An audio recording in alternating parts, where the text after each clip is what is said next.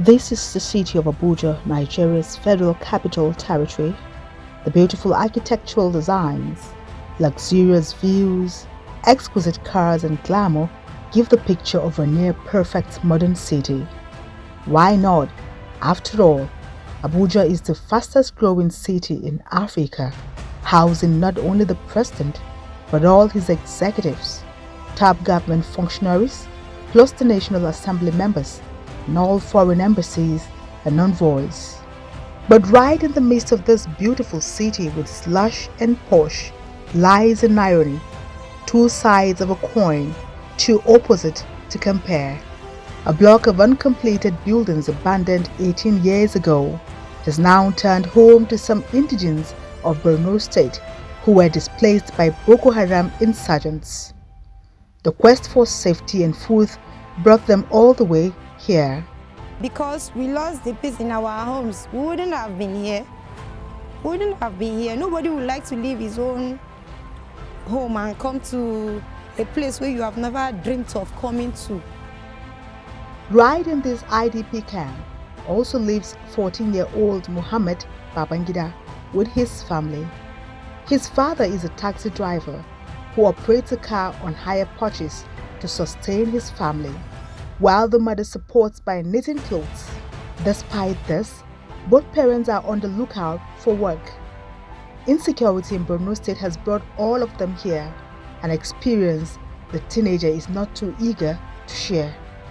We are coming for car, bomb, stand up for roads.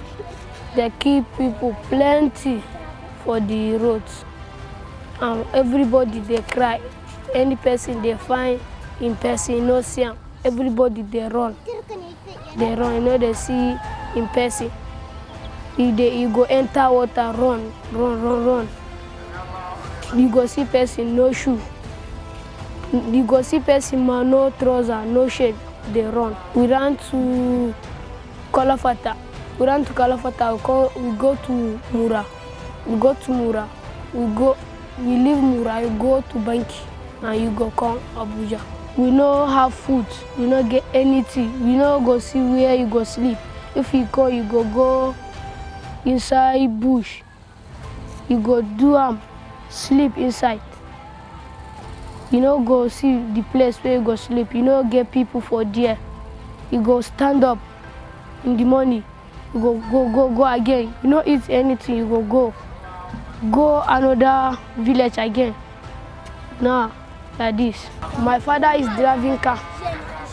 My mother is sacking cap.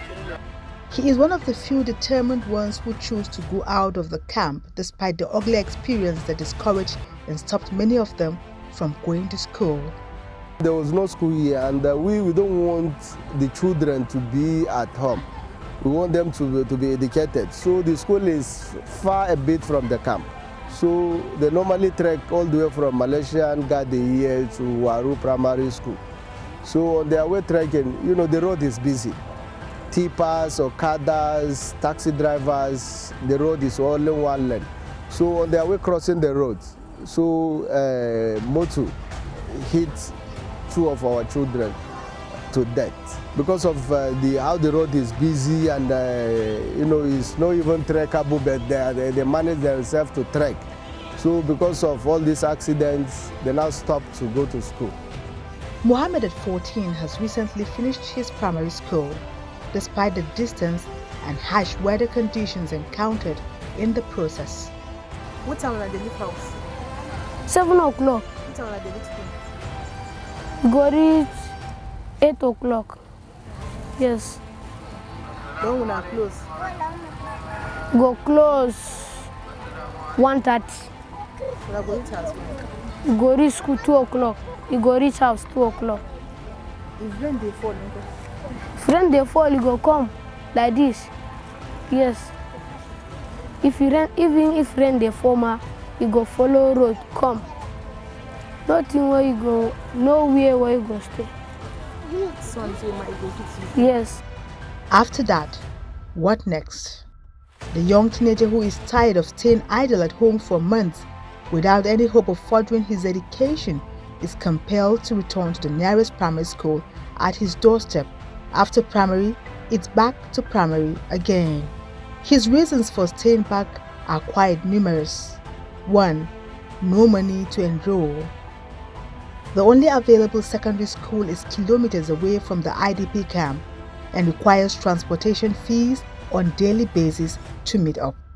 Things are getting more difficult, exacerbated by the high inflation rate, and his parents simply cannot afford. Feeding alone is a huge tax they have to deal with, he tells AD4 TV radio. My father can't get car, they drive car, come put me inside school, primary 1. I do primary 1, go to primary 2. I finish my school. For Waru, far, we go with leg. Follow here, go. We get road for here, go follow him, go there. I want to finish school with my education. I want to finish my school with education. I want to be a doctor because they see people, they sick, nobody, they help them. I want to help them. The money man they don't get. If they do small work, they will go and find drugs. I want to do and help them. So for him, the only option left is to join his younger siblings at the free primary school provided by the Interfaith Dialogue Forum for Peace, right at his backyard. At least that will keep him busy doing something, he says. He doesn't mind being one of the oldest boys in primary school. For him, it's a rare opportunity provided by the Interfaith Dialogue Forum for Peace. Being a school born out of sheer necessity, the head teacher of the Interfaith school told AD4 TV radio that despite very tight budget and several constraints, the management is trying its best to see how it can accommodate the likes of Mohammed Babangida. When I found myself in the camp, whenever people do come, NGOs, so the way I used to do little lessons for the children, when there was no school at that building there, were there. So the community leader, that is the chairman and the committee, since you can speak English and so you can be doing lesson for the children, I said, okay, fine. We're going on with that lesson about 2 years. After then, this NGO now came.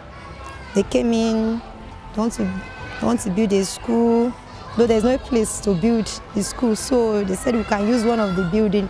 From there, I got a job from the IDFP. I visited an IDP camp and we brought food for them. We bought a lot of food for them. And I went back and then they were hungry. So I was like, can I keep giving them food? We now said, okay, what can we do? Obviously, we don't have the resources to keep feeding them. But there's this saying that says, teach a man how to catch a fish. So that's what we said, okay, we can't keep doing this. But what we know that we have, the knowledge, we'll keep sharing it. So that's where the summer school came up. That, okay, we'll teach them, catch up with their peers, especially for the fact that they are displaced. They are already disadvantaged a bit. So let's help them. And aside from formal education, we pay so much attention on sports because sports is a very lucrative way to building your talent and making money, especially with what footballers and the rest do. Skill acquisition, teach them how to make shoes, sew, bead making. So these things are on their, like from last year's summer school, there's a boy that has a keke now that drives a keke because he said, okay, we said they should look for business. And he has found something to do. So those are the things we are trying to do, that we can't keep giving you food, but we'll give you a means to that end. Because there were a lot of idle young people. They were not doing anything. And we're like, let's mobilize a solid workforce of young people that will wake up and say, okay, if this is not happening, I'll make it happen. I'm going to be a groundbreaker. I'll make things happen. I'll be a change maker. Then we started recruiting volunteers to help us implement. And since then, it has been a very good process because aside from the kids, the summer school, we're also building capacity of volunteers. We are building people that, a lot of people, the things they've done throughout summer school, they probably didn't know they had that much capacity. But this has been a time for self-discovery on the side of our volunteers. And we hope to keep doing more, keep mobilizing more, and influencing other people to join us on this road to national development and evergreen Nigeria. Basically, the objective of the project is to bridge the gap between kids that are affected by insurgency. So our main aim is to bring about quality education to kids that have been affected by insurgency. So what we do is that we make sure we teach them courses that are carried out by the Nigerian curriculum, maths, English, everything, so they don't miss out on anything. It was born out of passion because we noticed that kids that have been infected by insurgency don't have quality education. So our main aim is to bridge that gap for these kids and show them that you can still achieve even though you have been affected by this situation. And then one thing we also introduced is the skill acquisition as well, because we know most of us that are in this program, we're youths, so we're in the system, we know what is happening, and we know that you can't only be achieved by the education you have. Skill can come in as well. So we're introducing skills, tailoring, shoemaking, artistry, a lot of things, so that farming as well, so that even though the education you have will not sustain you, the skills that you gain from the summer school program will take you far as well. So that's one impact that will also leave with the kids. As it is, there are only 7 teachers trying to manage a population of over 300 pupils. Classrooms and learning materials are insufficient. The MacArthur Foundation, in collaboration with the Wole Soyinka Center for Journalism and AD4 TV Radio, wanted to know if there has been any form of intervention by the government. We did depend on government. Even school that we are managing here is owned by one organization. We have been complaining to government that our children, they need to go to school. There's no school here. So nothing has been done. So the school is being, it is one organization called IDFP that has a school here. We get in touch with them. My number is we registered with Google. Malaysian Garden IDP campus in Google. So they got my contacts in Google, so they now trace this Malaysian Garden.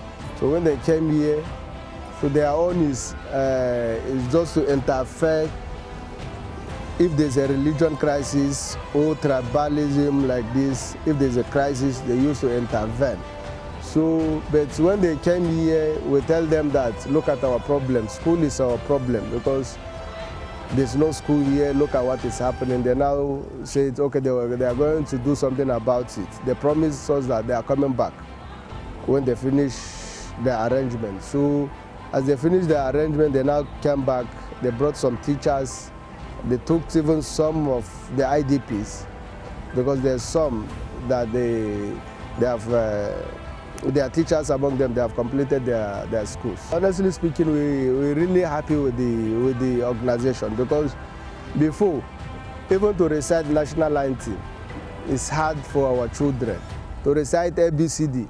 But now our children, you can even write to them, they can read and write, they can speak fluently. So we really appreciate this development. And people, we engage ourselves in farming. So that's how we take care of ourselves. Some are farmers, some are taxi drivers, collecting hire purchase, some collect people's motor, they are delivering 3,000 a day. That's how we are managing to take care of ourselves here. Education is on the component list of in the Constitution.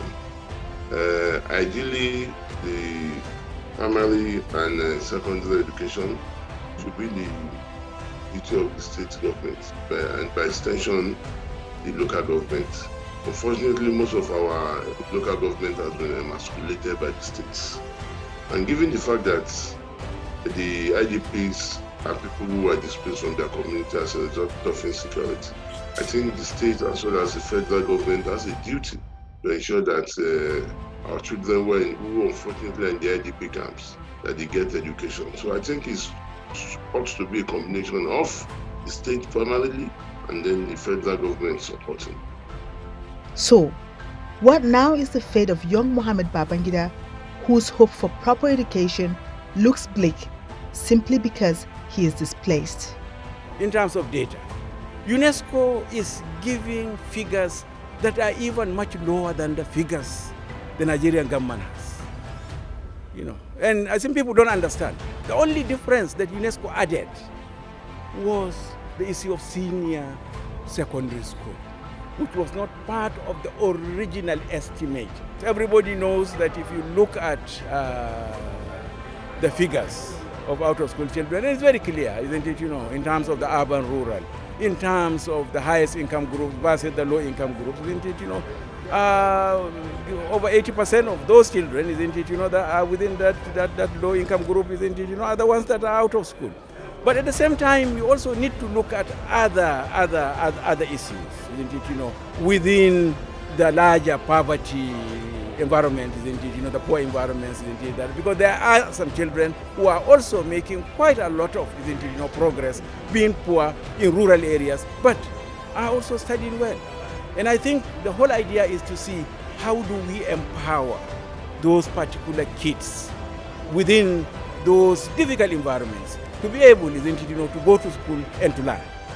Investigations by AD4 TV Radio reveals that the responsibility to educate most children in IDP camps are totally left to non-governmental organizations or good-spirited individuals.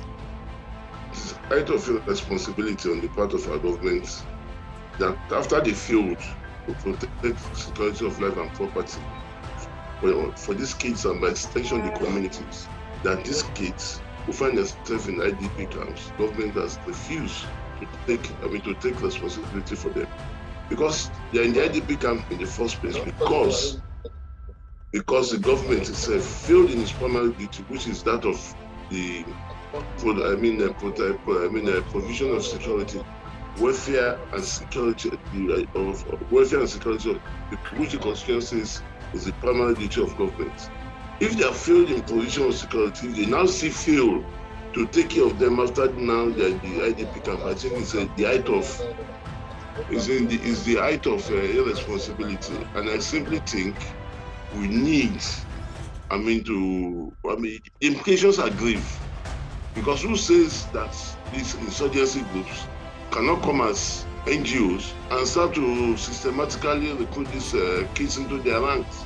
So indirectly, if we're not careful, we'll be swelling the ranks of the insurgents. So I think the government need to sit up, take responsibility for its failure in the first place, which is failure to provide security, and then ensure that things don't get messier, but at least trying to take care of these kids as well as the adults too. Where is the universal basic education in all of these?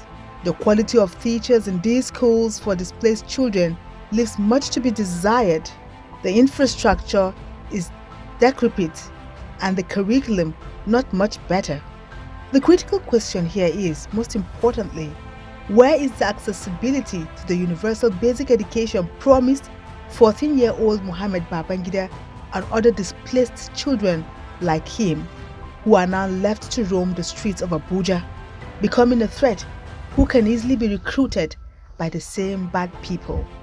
The number one reason why we find ourselves where we are in this state of insecurity, what's the irresponsibility of government in guaranteeing universal access, for these kids, universal access to education for these kids? The same children who refused to educate 10, 20 years ago are the ones who have become insurgents today. So if in the course of fighting insurgency, if we don't understand the need, the link between lack of education and insurgency, we'll find ourselves in a more dire strait in the years to come. So the implications are just massive. We saw where we are as a result of insecurity. Insecurity was what led us having IDP camps, or what created IDPs in the first place. Insecurity is almost crumbling our economy. People cannot go to the farms. Now we're in a state where people are going hungry, and there's even predictions that we may have starvation in the years to come, because those who produce food for us can't go to the farm. The implications are just too grave. I just don't want to imagine it, except the government start to take immediate actions right now to address, to start to take care of these kids, to start to address their need for education, to start to provide for their needs and welfare. Otherwise, we are going to swell the ranks of the insurgents. because it will become easy prey and easy recruit for the insurgents and the terrorists.